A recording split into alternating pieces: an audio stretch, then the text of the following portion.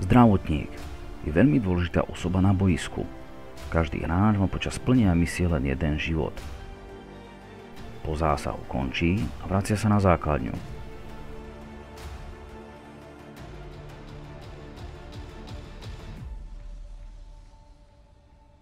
To sa však mení, ak je v čate prítomný zdravotník.